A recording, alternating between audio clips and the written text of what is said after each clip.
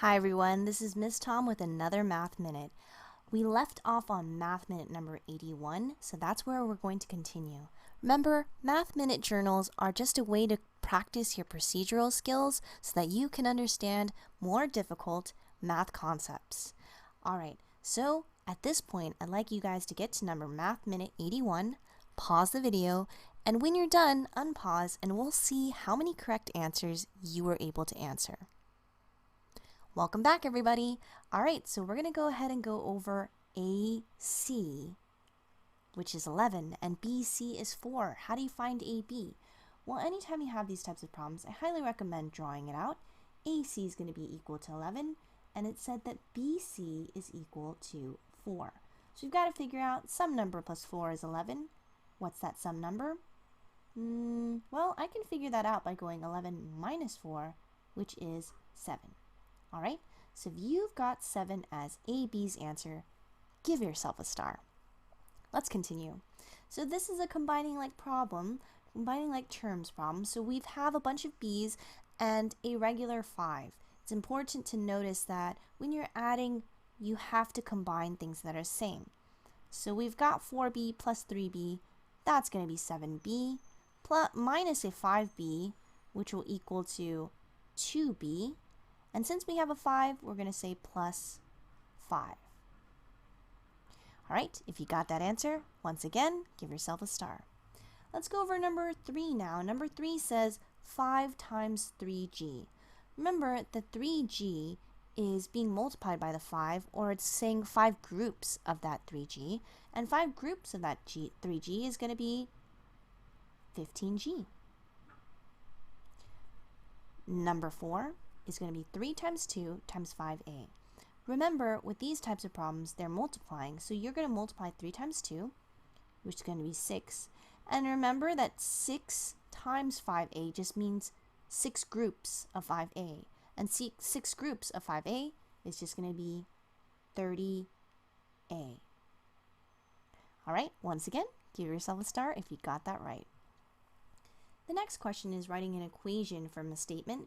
It says 3 times a number plus 6 is equal to 12. So we're going to go 3 times a number. I don't know what that number is, so I'm just going to go 3 times x. Then it says plus a number 6 is going to be equal to 12. That's all I'm doing. I'm just writing that down. Remember, with equations, they're the same as a balancing beam. So let's say you had a balancing beam. Well, one side has to be equal to the other, so we're going to draw a line to know if we do something to one side, we need to do it to the other to keep it balanced. So we want to isolate the variable or get this x all alone. So how are we going to do that? We're going to first eliminate this 6. We're going to first subtract 6 to both sides. What I do to one, I do to the other because we want to keep that balanced. This goes by. Then we've got 3x is equal to 12 minus 6, which is 6. Then we figure out if 3 times x is equal to 6, that means we know 3 times what number is equal to 6? 3 times 2 is equal to 6, so that means x is equal to 2. Also, when you're looking at this, you can divide 3 to both sides so that we get x is equal to 2. Alright, let's continue on. Number 6. Again, we are multiplying here. When you're multiplying, you don't need to worry about combining like terms. We can just do the groups. So if we go 2 groups of 2, that's 4, and 4 groups of A, that's 4A. Following, 3 groups of 3, or 3 times 3, which is not 6, it is 9, and then times 1, 9 times 1, that's simply 9. So we've got 4A over 9. Next, let's go over number 7. This one is adding and subtracting. That is combining like terms. How you can combine like terms is you can figure out that 5A plus 4A, that's going to be 9A. And then we've got 6B minus 2B, which is going to be 4B. Once again, box your answer after you have your solution. Alright, let's go over number 8. It says negative 4 divided by 2. A negative divided by 2 is going to be a negative 2. How you can think about it is if you owe $4 among 2 people, cut that in half, and you owe $2 each person. All right, let's go over number 9. A negative divided by a negative is going to be what? It's going to be a positive. So we're going to go, that's positive 2. How you can think about that is when you see a double negative in the English language, when you see, I don't want you to not do your homework, that means to do your homework, right? 2 negatives actually make a positive, and that kind of idea also works in mathematics. All right, let's go over number 10, our last one. This one's talking about perimeter. Perimeter, which means adding up the outsides. How I teach my students is I go perimeter, add up outsides, and we remember it. This one's particularly interesting because it looks like an L shape, but it's actually not that difficult if you notice some patterns here.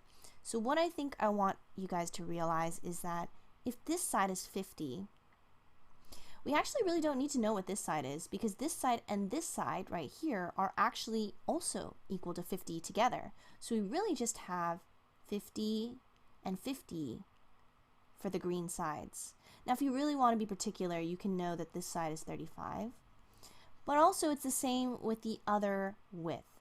So you can see here, this side is 40, which means that this side and this side also has to equal to 40. So that's what we're going to write, 40 and 40. All right. So if you really wanted to know, this side would have to be 25. But this math is very simple to do now because we can make pairs. I highly recommend doing pairs. We know that 50 and 50 make 100. 40 and 40 make 80. And a bunch of zeros disappeared. I don't know what happened. Okay. So that makes 80. And we know 180 makes 180. So our perimeter is 180. They don't have any units here, but I'm going to go ahead and write units. Remember that perimeter is just measured in regular units.